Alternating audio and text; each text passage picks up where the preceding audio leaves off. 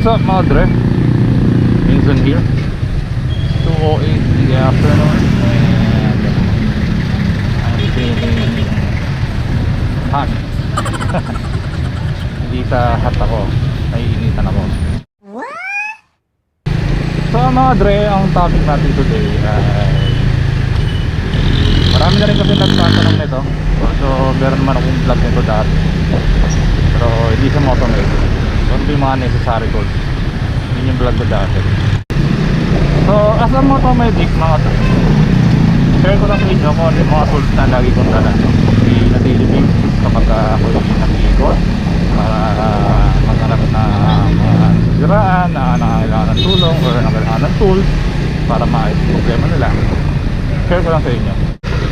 Bali ang mga tools na dala ko mga dre ay basic tools lang, dahil hindi naman tayo gagawa ng motor na mag-overhaul or hindi naman tayo mag-refresh. Overhaul, refresh, dito lang yan. So yun, hindi magre-refresh ng makina sa kalsada. So kaya motomedic mga dre, dahil first aid lang yung kaya natin ibigay. So para na sa mga nagko-comment, pwede mo ginawa ng ganito kasi yung ganyan, di ba? So yun, pasensya na kayo, dahil first aid lang ang kaya kong ibigay. Dahil pang first aid lang yung kaya natin gawin kapag nasa kalsada. So yun mga dre, kaya pasensya nyo na kung ito yung mga bakong ko. So hahanap na ako ng pwesto na medyo tahimik, ano ba, yung makakapagsalita ako ng maayos.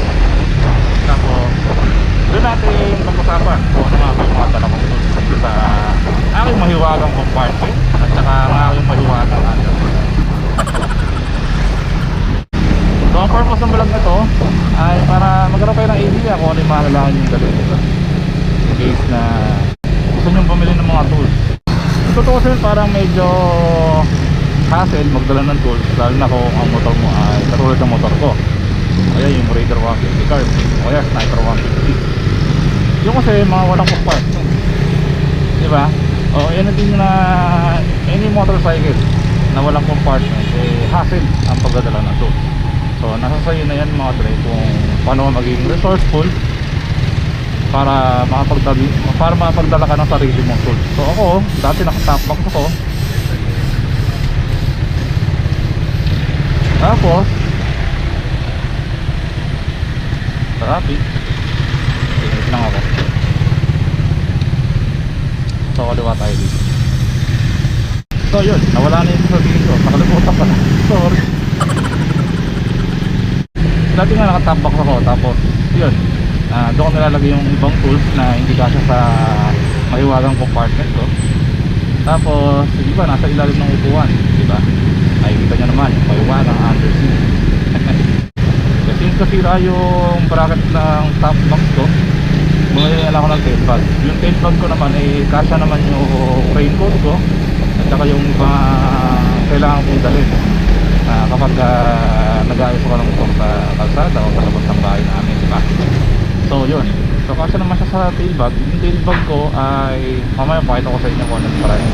Nabili ko sa Shopee na 609 pesos lang. So medyo sinuwerte lang ako ng konti dahil after niyang mapadala, siguro after 2 days kung ma-receive yung bag, nagmahal na siya, naging 940 plus na yata siya or something. What? So ganun, nasa 900 plus na siya. So nagulat ngayon ako. So medyo thankful ako. Okay naman siya, matibay naman siya. Hindi naman ako mahilig sa mamahal na gamit. Basta serve niya naman yung purpose, diba? A little longer than a few minutes later. So check lang tayo na tire pressure mga ito. Dito na rin tayo mag-vlog. Okay naman dito.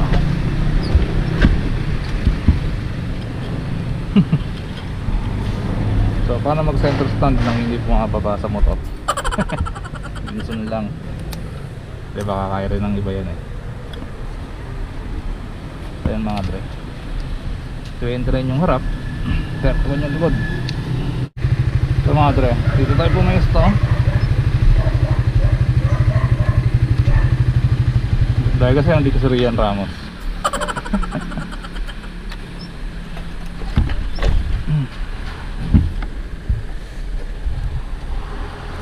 So yung mga dre, gandang hapon ulit sa inyo lahat. So share ko lang sa inyo kung ano yung mga tools na dala ko. Motomedic. Yun, para ba natin sisimulan? Unahin natin dito sa tail bag. Sa tail bag ko, syempre, ito pa rin tatak. Rough and road. So yun, yun yung design nya. Meron siyang waterproof na takip. Ano siya? Ano ba to? Meron siyang garter. So sinusuklob lang dito, tapos hindi na siya magpapasa. So yun, nabili ko siya 609 pesos. So ang laman nito, ayan, chain lube, syempre. So maraming salamat kay Ace Precision sa pag-sponsor sa atin ng chain lube na Phyto. At saka syempre, Flamingo tire sealant and inflator. So maganda to mga dre. Hindi mo na kailangan ng pambomba o kailangan ng hangin kapag ginamit mo to kung sakali mabutasan ka ng gulong. So ang ginagawa nito ay sinisil niya yung butas ng gulong, tapos at the same time nilalagay niya na rin ng hangin yung gulong mo. So effective lang to para sa mga naka-tubeless. Pwede, pero hindi pwede sa mga naka-tube type o yung may ano ba to? Interior. Pwede kasi kung parang gahib na lang ng, kaya parang nakabutas lang sa interior nyo, ay manipis na pa ako. Pero pag napunit yon at hindi isang bilog lang yung maliit na bilog yung butas, eh hindi to pwede sa mga naka interior. Tapos lagi mo dalang battery ng GoPro, siyempre para hindi tayo malobat. Yung pabango hindi ko na lang naalis eh. Kaya para pag may kausap tayong chicks, hindi tayo maamoy na mabaho tayo. Pwede na! Oo nga na, di pa pabango. Pabango muna tayo. Ayan, nagpabango pa talaga eh. Ayan, para mabango tayo pag nagbablog. So share ko naman muna sa inyo itong laman ng upuan. Ang may wagang underseat! So yung screwdriver dito, iniwan ko na sa bahay. Hindi ko naman siya madalas ginagamit. So dala ko kanyebo para pamunas sa motor. Tapos ito, Racing Lotus gloves. Dito sponsored mga dre ha. Binili ko to. Tapos para ang purpose ito, syempre para hindi tayo magdumi ng kamay kapag gumagawa tayo ng motor, especially pag kadena yung sira. Tapos ito bira ko na to gamitin eh, pero hindi ko lang inaalis sa motor ko. Ito, wire wrench ang tawag dito. Ang sukat nito ay 8, 9, 10 mm. So lagi lang siya nandito. Tapos chain lock, bukod dito meron pa akong chain lock dun sa isang compartment. Tapos 4 to 8 na kadena, para in case na may yung mga nasisiraan na putol yung kadena at kailangan magdugtong, pwede tayong kumuha dito. Chain breaker, ito pamputol ng kadena syempre. In case na yung kadena ay kailangan putulan, pwede tayong gumamit ito. Tapos ito yung pang pasak sa tubeless na gulong, saka yung strip na rin. Ayan. Ayan. Hindi ko siya nagagamit ulit, pero hindi ko naman sinaalis dito. Baka sakaling gamitin, di ba? So tapos nun, meron tayong screwdriver dito. Ayan. Kaya hindi ko na nilagay yun nandun, kasi yung hirap din pihitin nun. Tapos ang isa dito, flat screw to eh. Ayan, flat screw. Para in case na kailangan natin gumamit ng flat screw, meron tayong hugutin dito sa may wagang under seat. Tapos ito kadena. Pag nagkakadena kasi ako ng motor, kadena, lock pala. Yan, lagi ako may dalang lock para in case na kunyari iwanan ko sa hindi ko masyadong lagay yung motor ko. Lagyan ko ng kadena yung ayun, kadena lock to lock. Yan. Yan, saan ko nilalagay ito? Hindi ko nilalagay sa disc. Ito ko nilalagay. Ayan. Yan. Ganyan siya. So dyan ko muna. sagapal din. Tapos ang susunod na naman ito ay 16mm tsaka 17mm na back wrench. So yung iba mas kilala sa close wrench. Dumi na yung kamay ko. Walang yan, bubos na lang tayo. So yun, ito ginagamit ko to yung 17 lang. Pamihit ko sa ano eh, sa axle nut dito sa swing arm. Yan, hindi ako siya ginagamit madalas. Tapos susunod naman, ano ba bang meron dito? Balik na natin to. Ang bango ko, naamoy yung sarili ko. Nagpabango eh, no? Parang umilakad. Yun, meron tayong plais. So pagka kailangan natin magputol ng wire, mas madaling gumamit ito, diba? O kaya may pa tayong kailangan hawakan, kailangan ng power ng plais. Yan, meron tayo nun. Tapos ito, alligator clip para sa pag-test ng kuryente or pag series or jumper kung tawagin. Meron tayong positive, saka meron tayong negative dito. Ito pala negative, sorry. Tapos ito yung positive. So yun, ito yung laman ng aking maiwagang underseat. Tapos ito, pangtanggal ng spark plug para sa mga malalalim yung paghuhugutan. Hindi yung hugot sa buhay, hugot sa spark plug. So yun, ayan. Ay, yung lock pala, balik natin. Ayan. Kaya doon ako naglalagay ng lock kasi in case na makalimutan mo at pumalo bigla yung kadena, yung sa kadena siya babagsak o tatama. Pagka sa disc may possible na masira yung caliper mo, kaya doon ko nilalagay. So dito naman tayo sa may wagang compartment mga dre. So ito mga dre, may konting issue lang to. In case na hindi nyo mabuksan, kahit anong pihit nyo ayaw, kaya katulad nito, ayaw na. Pero bira mangyari sa akin to. Sa iba, yun, in case na mangyari sa inyo yan ay mapihit, diinan nyo na ng konti. Ayan, matanggal na siya. Ang maiwagang compartment! So ito, kakan natin. Tanggalin na natin to. Yan, parang di sa gabal. Ito natin siya lagay. Yan. So drive socket, kailangan natin to pamihit. Tapos ito allen. Kaya anong dadala ng mga allen, optional to mga dre, pagdala na itong mga allen na ano, na range. Kasi ako mostly mga tornilyo ko puro allen, kaya lagi ako may ganito para in case na yung mga tinutulungan ko naka-allen bolts, yun meron tayong pamihit. Tatlo lang minsan yung pamihit nun eh. So yun, vice grip o ano pa ba yung tawag dito, nakalimutan ko na.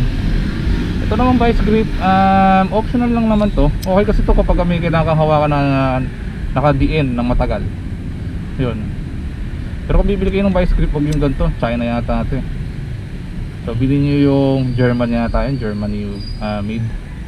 Yan ang makikita nyo sa picture. Yung ganyan vice grip bilhin nyo, mas okay yung ganyan. Tapos ito yung sa pasunod eh, na flat screw tsaka plus yung kabila.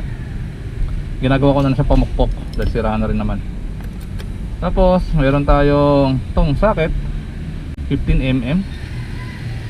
15mm ito ko ba ginagamit ko sa bisikleta, yun, kaya pala may 15mm. Tapos susunod 8mm. 8mm, since naka-allen na ako madalas, naka-allen na yung mga tornilyo ko. Sa inyo mga dre, dito yan sa tin cover. Yan. Tapos yung tornilyo sa crankcase 8mm yan. Ito. Yan 8mm. Yan. So lahat ng 8mm pwede nyo gamitan ito. So yun. Tapos ang susunod naman ay, tensya na madumi na yung kamay ko 12mm. 12mm madalas ko itong ginagamit dito. Ganyan dito, T-post dito sa crown. Tapos ang pa ba, body bolt, alam ko 12 rin yung body bolt Saka yung ito, yung tornilyo nitong grab bar, 12 rin yan. So talagang gagamitin mo siya palagi. Tapos 10mm. So pag ginagamit yung 10mm, yung ibang motor dito sa crankcase cover, yan, may 10mm dyan. Sa akin, saan ba? Hindi ko na matandaan, saan na. Nakalimutan ko na mga dre, pero ito madalas kong gamitin sa mga crankcase. Crankcase engine cover pala mga dre, sorry. Tapos ito 17mm in case na ayokong hugutin or hindi pwede yung back wrench dahil tumatama sa tambutso. Ito yung ginagamit ko, itong 17mm para dito sa drive socket. So yan, pangalan ng drive socket ko ay Flyman USA. Original siya mga dre, alam ko walang peke nito eh. Nabili ko siya ng 1,400. Maraming piraso siya. Ito rin, ito naman para sa spark plug ng mga automatic or scooter. Maiksi siya kasi hindi naman kailangan mahaba at saka tatama dun sa tahan ng motor kapag mahaba yung ginamit mo. Meron din ako mga mga hand wrench. Ito 12mm para if ever na kunyari kailangan ko pa ng isang 12mm. Yun, bukod dito sa socket, meron ako nito. Yan, baliktara siya 12. Isang open, isang back wrench. Tapos ano pa ba? Ito G's. Yun, ganun din. Kapag kailangan ko pa ng isang wrench na G's. Ito pasunod lang to eh. Kaya lagi ito nandito. Hindi ko naman tinatanggal kasi minsan useful. 17mm siya. Pero siya dun sa axle nut ng twin arm. Kaya lang hindi ko ginagamit dun dahil malakas to makabilog eh ng kanto ng mga nut. Kaya hindi ko ginagamit. Pero minsan useful siya pang ano lang, pang hawak para hindi umikot yung mga nut. So, meron akong blade. In case na kailangan kong gumamit ng blade, kunyari nahihirapan akong pumutan ng wire gamit yung plais, ito yung ginagamit ko. At saka pamputol na rin sa strip ng pampasak sa gulong. Tapos meron din akong 13mm. Meron kasi ibang motor kailangan ng 13. So kaya nagdadala ako ng 13 13mm na socket. Tapos ano pa ba? Ito 14, yun. Sa ibang motor kasi may 14 din. Kaya nagdadala ako nito. Bisikleta, yun. Para matulungan natin sila. Ano pa ba? Gis yata ito. Ito yun, Gis na socket. Meron din na yan. Yun, ito yung spark plug na Spitfire na binigay sa atin ni Sir Philip ng Ace Precision. So maraming salamat. So yung long thread para sa Sniper, Raider 150, RSS 150. Yan, long thread. Tapos tong short thread para dun sa mga lower displacement like Mio, SkyDrive, Click, di ba? Yan. Ito yung ginagamit. Tanggal na pala yung takip. Bit natin yan. Para naman sa preserve. So yun, ito lang mga dre. Haba na pala ng pila nila. So yun, ito ang extension ng socket. Ginagamit ko to. Minsan useful to, minsan hindi. Pero ginagamit ako madalas ito para mas madali kang makabuelo pag pihit nito, paggamit ito. So para magamit yan, dito yan. Tapos ito, yung pinakabala, yan. Yun, mas madali minsan kapag ganito yung yung setup nung pamihit mo. Kaya dinadala ko siya. Tsaka yung iba minsan malalim, kailangan mong gamitan ito at hindi mo maabot pag wala niyan. Open range na 12 tsaka 13. Yun, in case na kailangan mo ng open, minsan hindi kaya ng socket at saka ng back range, may ka ng open. Ito pa yung mga lock natin ng kadena. Yan. So puro 428 yung dala ko kasi yun yung madalas. Tapos meron tayong baon na fuse. Ayan, meron yung fuse, mga kailangan na napuputulan ng fuse. Meron tayong spare. Tapos ito ba, meron pang fuse na isa, gis naman. Ayan, ito mga Allen wrench ko, optional lang to. Kaya ako to dinadala kasi lahat to ginagamit ko sa motor ko. Kaya kapunyari may abere sa motor ko, kailangan kong ayusin, mga pamita ko. So yun, ito na yung flat screw na pasunod. Yan, yung basahan na lang yan para hindi nagalugan masyado dun sa, sa loob.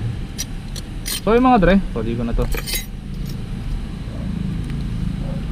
So madalas lalo na sila Papa Eric, ayaw ginagalaw to, itong compartment ko na to, kasi nahihirapan silang ibalik. Madali pala ibalik, kaya lang mahirap pagkasyahin. Kumbaga parang hindi kasi nila kabisado yung ayos, kaya hindi nila ginagalaw to. Yan, diba? Tapos balik na natin tong cover.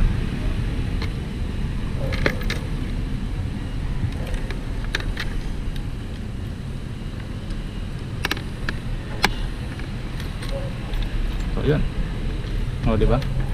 Pag ako nagayos, syempre kakasya, ako may-ari. So ayun mga dre, that's pretty much it.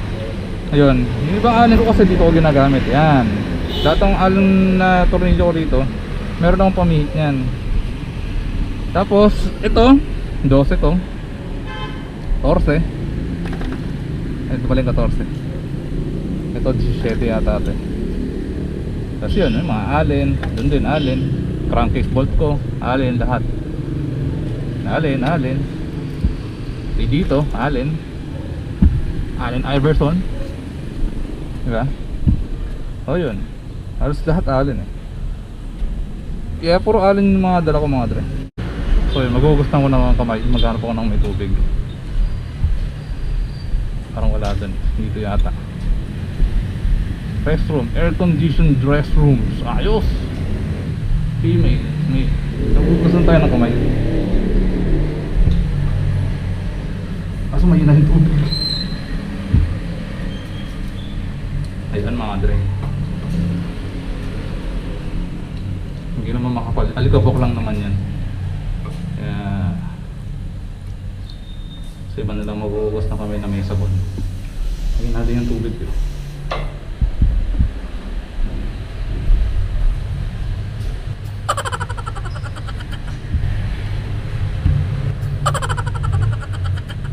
So recap lang tayo mga dre habang umiihi ako. Sarap. Sorry.